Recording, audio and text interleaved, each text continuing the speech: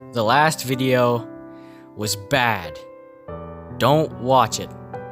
Audio was clunky, pacing was a little too fast, and I feel like I didn't get my points across as best as I could have. I've even replied to one of your guys' comments pointing out how bad it was, and I didn't think I worded my justifications correctly either. But stick around with me, guys, please. I'm breaking my back, hoping this video will be at least marginally better than the last one. Trust me, I'm following all the steps.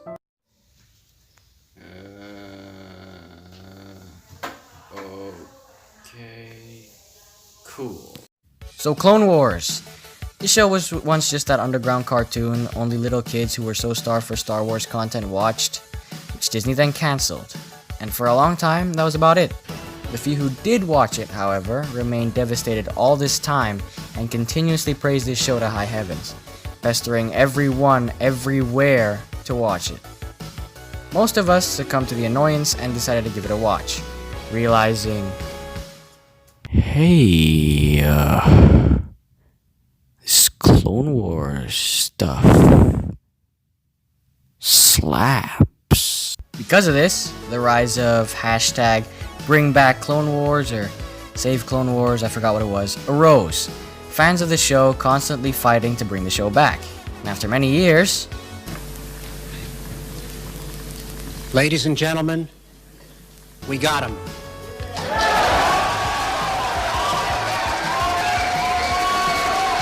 Fans everywhere celebrated, and rightfully so.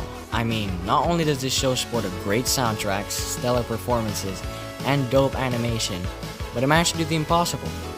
They made the prequels bearable. That's right, you didn't hear me wrong. I speak no hyperbole. This show literally fixes almost every single problem in the prequels.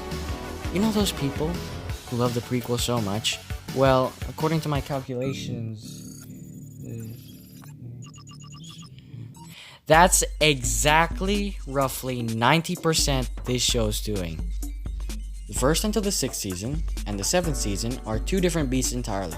So I'll be covering the first until the 6th season with the usual format, by that I mean the one I've only ever used in one other video, and I'll cover each of the arcs in the 7th season one by one, because they're not of the same caliber. Oh yeah, spoilers, be careful. And I've said too much already, let's go.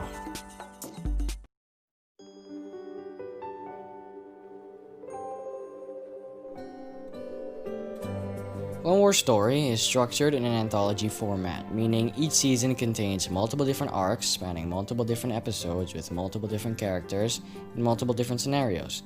Most of these arcs span around 2 to 3-ish episodes, while the real chunky ones span around 5 to 6 episodes. Okay guys, I gotta be honest. Clone Wars isn't a perfect show. Because it's an anthology series, the writers mainly rely on putting a bunch of characters in some scenario or whatever and see what sticks. I mean, when it sticks, it's real sticky. But when it doesn't, oh god, it doesn't. And while the show's bad arcs decrease a lot in the later seasons, each season isn't safe from at least one bad arc, even the last one. The problem is, you don't even know when it's gonna pop up. Sometimes you can be done with a really good arc, excited to see what happens next, only to get greeted with a really bad one. Oh hey, Padme meeting up with Clovis again? The man who tried to kill her? This time working together? Wonder how he'll redeem himself, or if he doesn't, and how Padme will react. This is interesting stuff. I wonder what the next arc will be about. Oh, you said didn't. Most Clone Wars viewing guides don't even recommend you watch all the arcs, cause some are just that bad. I'll tell you another secret. I didn't watch the movie or the first season. Not because the episodes were bad or anything, forgive my Gen Z eyes, but the animation just looks unfinished, and frankly really ugly. That's really all my gripes for this show. Let's talk about some positives. Because it spans 7 seasons, the world building's pretty neat. I've always felt it was impossible for the prequels to properly expand and explore the massive world and all the customs and regulations that govern it in just 3 movies. I mean, they tried, but... Misa proposed that the Senate give immediately emergency powers to the Supreme. There are some arcs that just straight up take place in planets we've never seen before, with totally new species, each one having their own problems to deal with, and different viewpoints on the Jedi Council, Separatists, and the Republic. All this helps to flesh out the fact that this galaxy is a living, breathing world that people go about their daily lives in. The show also expands upon the different characters, mainly the Jedi who weren't explored in the prequels, giving them unique traits and ambitions, and basically just their own personalities. This makes them more than just fleshy cardboard cutouts and makes scenes such as Order 66 hit that much harder. Speaking of characters, I feel like everything I have to say on the characters has already been said before, but I have to address them anyway, so I'm gonna just skim through them. Let's go. First up, Anakin. Okay, Anakin is pretty dope. Instead of starting off really good, then insanely evil, and then kinda good but also evil, Anakin is pretty good, and you wanna root for the guy.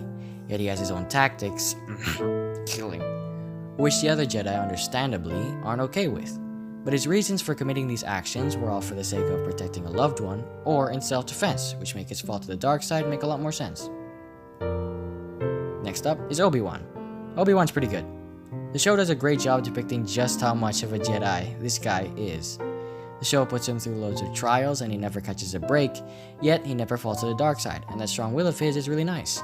His friendship with Anakin is great too. The movies really didn't do their friendship justice, and this show scratches that itch pretty well. If I had to explain their friendship, it's more like how Obi-Wan described it in A New Hope. Finally, Padme. I like how Padme has a personality in this. She has likes, dislikes, her own ambitions, and she gets nervous before a big speech. That's pretty cute. Instead of being a blank slate, which does whatever the plot wants. While her episodes aren't the best, it's nice seeing Padme Amidala instead of girl. Also, her relationship with Anakin is really natural and believable, borderline kawaii at times, instead of being really creepy and not make any sense. I killed them. I killed them all. They're dead. Every single one of them. And not just the men, but the women. And the children, too. On to the anime original characters. First up, Ahsoka. Ahsoka started off really bratty and annoying, but like a Jedi, we had to be patient and wait for her to grow and mature. The end result is really satisfying, and I'm glad she left the Jedi Order when she realized just how flawed they really are, and seeing her do her own thing is cool too. Her brother-sister relationship with Anakin is always a delight as well. Saj Ventress. Ventress is pretty much exactly like Ahsoka, but a little darker. She ends up doing her own thing as well, which is also nice. Darth Maul. Okay, I get he's not a Clone Wars original. He was in the movies. But was he? I legit don't remember a single line he said in the movies. Dave Filoni pretty much made him, come on. I like how revenge is his sole driving force for doing anything. His duality with Obi-Wan is a treat. They overuse him a bit in the later movies, but the fact that he doesn't try and kill Obi-Wan, but instead try and break him, is insane. All the other characters are good too, except for Grievous. He remains a one-dimensional mustache-twirling villain. Boring.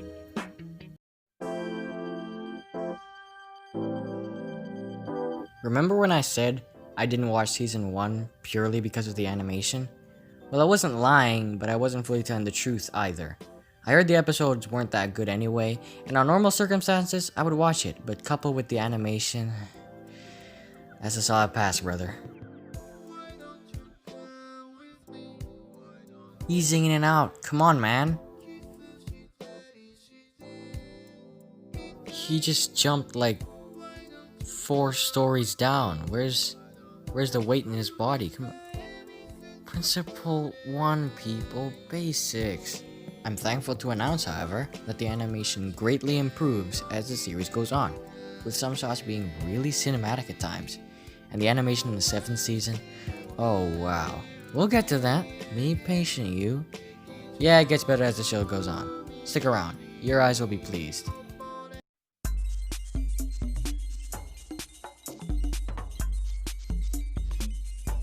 The soundtrack has 2 sides. The first side does the bare minimum for qualifying as a Star Wars soundtrack, like none of the iconic beats and arpeggio that make an awesome Star Wars track, It's really just an orchestral ballad to be played in the background. The other side is much better. I can't really explain it. It's very futuristic and techno, reminds me a lot of Blade Runner, and I like that.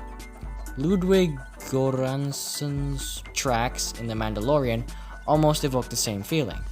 The Star Wars spin-off stuff shouldn't really have those orchestral ballads because they don't really play that big a role in the overall plot and therefore aren't really that important.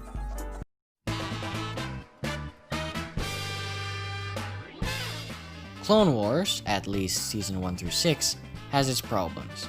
But my god, when the show is at its peak, your eyes are going to be glued to the screen. I find that when the show is at its best is when it's the most disconnected from the main plot, as in these moments the writers are more adventurous with the characters and we get to explore them way more thoroughly, which is amazing. When you're in these good episodes, the problems don't even faze you anymore. Yes, they're that good. The later seasons have way more good episodes too, so use that as motivation to keep watching. You won't regret it. It's time to talk about Season 7, baby! Like I said before, I won't be rating the season in the usual format because these arcs need to be talked about separately. First off, the Bad Batch arc. This arc was okay. It wasn't the best Clone Wars has to offer, but I would be lying if I said I wasn't entertained.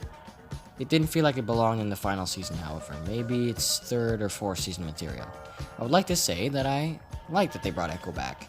At least one Domino's squad member isn't fated to a cruel end. Well, sort of. I don't like, however, that Echo barely changed at all. I feel like being a lab rat for the Separatists for all those years would change one's mental state significantly. I'm not saying I want him to go full-on Silman crazy. I'm just saying I want him to be a little more shaken. The fact that he was sleepy for a bit and then back in tip-top shape kinda irks me. I also like how this is the last clone-centered episode we get, kinda humanizing them and making Order 66 later on a lot more heartbreaking. Anakin and Padme, and Anakin killing, while brief, was neat too. Okay, done with that. What's next? So, do I gotta... Next up, Mortis Sisters arc. Let's preface this by saying this arc is not stellar. Let's start with some positives. At the start of the arc, I was kinda intrigued. I haven't seen Ahsoka, at least the Clone Wars one, in a long time, and I was interested as to how she's coping with life not luxuriously in the Jedi Council. Mind you, this was only for about the first 2 to 5 minutes. Everything after that,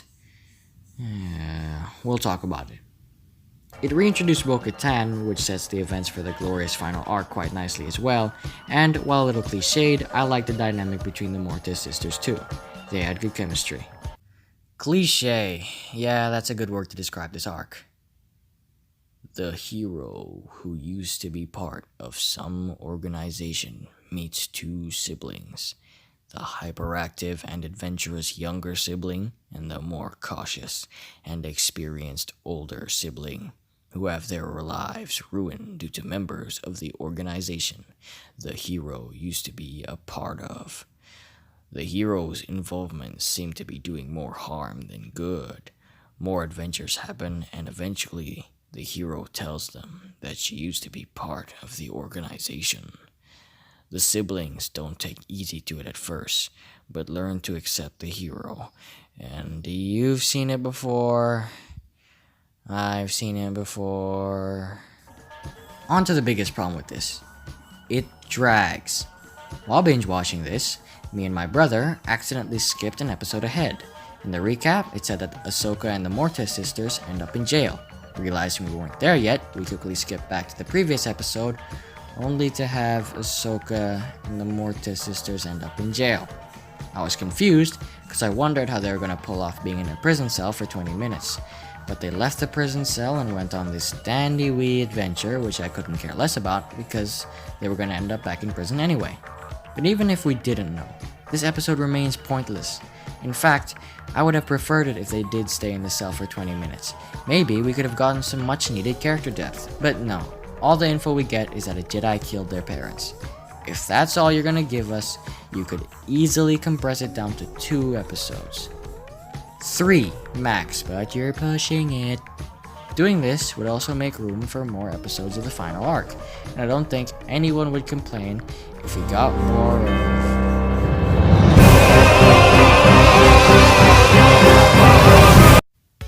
This arc is the perfect ending to Clone Wars in my opinion. It ties in perfectly with the events of Revenge of the Sith, and they did a great job with the only characters they were allowed to use. Sorry guys if I don't seem too excited. I've been working on this script for a week, and this is I don't know. Look, I love this arc, and there's plenty of reasons why. Starting with the characters. Ahsoka has grown so much since the last time we saw her. I love that despite quitting the Jedi Order, which she is totally justified after how they treated her, she is still willing to help because she is a good person. I love that Darth Maul is the crazy old man who knows the future and speaks encrypted messages nobody understands. Sam Witwer's performance was mental. The fear in his voice and the fact that Darth Maul is this stirred up about Order 66 and Darth Sidious, despite Sidious not showing up once, makes me feel really threatened. Like, I truly understand the weight of what's about to come. Rex got me catching feels, bro. The fact that he was able to resist for just a moment because he still remembered what Five said to him really shows just how much he cares for and loves his clone brothers. Him being the only clone that survived the crash really hits hard too. On to the smaller details. The fact that these clones respect Ahsoka so much they paint her face on their helmets is super cute, and really hurts the moment they turn on her. The color coordination of the later episodes in Mandalore is really pretty to look at. See, there's really clear usage of blues, oranges, and reds. Could you imagine this scene with green lightsabers? It would mess the whole thing up. Darth Maul's lightsaberless hallway fight paralleling Darth Vader's was also good. Ahsoka chanting the same words as Chirrut Îmwe, another Force user, who was neither a Jedi nor a Sith, good as well. Some scenes are taken straight from Revenge of the Sith, and that ties things in quite nicely. And that stunning Darth Vader scene at the very end. What is he thinking in this moment? No one knows. All we know is that he turns off the lightsaber and leaves the site, with the man he used to be fading away until nothing is left. There's even stuff other people got, like Captain Rex's pupils dilating, showing that he's not in control anymore. And those voices aren't from the Clone Wars actors. They're taken straight from the movie, what? I'm sure there's more details I missed. There's just too much. The soundtrack ranges from Agni Kai to Blade Runner. And need I remind you, time and time again, that I skipped the first season due to the animation. This is not that. Watching the entire season made me realize that Disney is first and foremost an animation industry. While it was top tier throughout, it really gets the chance to shine in the final arc. The shots are gorgeous, the movements are so fluid, and the moment Darth Maul ignited his lightsaber, I peed all over the floor. The movements are so human-like and full of energy. I can feel the struggle between both characters. This is one of the best Star Wars has to offer, and the best Star Wars had to offer was 500 years ago. Something about the movements of Maul really feel like Maul movements. Like, this is exactly how the character would fight in this situation. Reparked the mocap? Damn. Okay, disclaimer. I love this arc and think it's amazing. But there's one glaring problem. We know exactly what's going to happen. Imagine how we'd feel if Rebels just didn't exist. We wouldn't have been able to see these characters outside this show. I would be biting my fingers off, wondering if they survive or not. I'm not saying how they were portrayed in Rebels was bad or anything. Some say they're good. I don't know. I haven't watched it. But that's not the problem. The problem is the placement and planning of it all. But that's just too familiar for these newer entries. And look, I don't mind watching the Star Wars prequel, spin-off content as long as they're entertaining enough. But when your arc is so heavily centered upon what happens to these characters and whether they live or die, it kills the excitement just a bit. Of course, like I said before, this arc is great. I'm just pointing out an area where it can improve. I have also pointed this out before, but you guys probably won't get it unless I drill it into your heads. This is an incredible finale. Good job, team. You did a stunning performance. That's another video down. Thank you for staying in tune all the way until the very end. This one was pretty lengthy for one of my videos. As of now, Clone Wars is still a pretty trending topic, but I don't know if it'll still be trending when I upload it. But yeah, I had fun making this one. I like Star Wars a lot. And yeah, that's all I have to say. Stick around for the next one. It's gonna surprise ya.